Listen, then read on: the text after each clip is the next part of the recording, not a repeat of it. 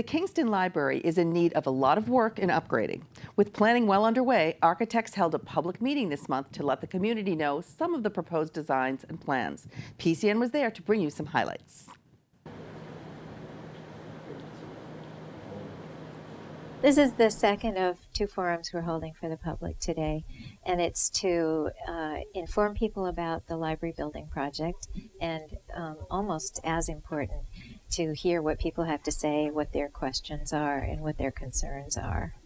One of the biggest needs that any library has these days is space for people. We have lots of people who come here to study, come here to work on projects, come here for meetings, and we just don't have enough space for them. One of the needs that we have is for a quiet study space or quiet meeting space, and we just don't have that. So one of the things we're really looking for the new building to provide is that kind of space for people. Another huge issue for us is teen space. We have a very, very small teen room, which is not a place where teens feel welcome. There's really no place to sit down. The room's not big enough to hold all the teen books and DVDs and all of the things in the teen collection. So we want a place for where kids will feel welcome. The library has been working with various committees for about 3.5 years on gathering data, analyzing what the community needs, what library usage is like, what library trends are. The reason we're bringing the proposal forward right now is that, first of all, we have a grant from the state to plan what the new library ought to be for Kingston. And the conclusion of this phase of the project will be for us to bring that to town meeting and request permission to apply for a construction grant. So that's the second phase.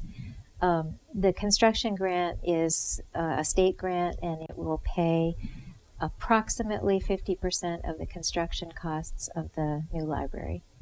Like all building projects, it takes a long time.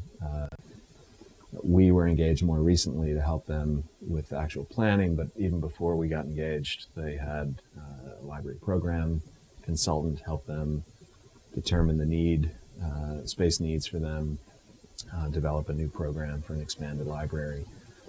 We are working on a feasibility study, which will take us up to this grant application in January. It takes about 6 months for the state to review those applications, and awards will happen then in the summer of 2017. It takes about a year of design from that point, and then about another 12 to 14 months of construction. So it means that a new building probably wouldn't start construction until 2019, opening in 2020. So it's a long process. We're at the very beginning of that, and there will be plenty of opportunity along the way for input from the community.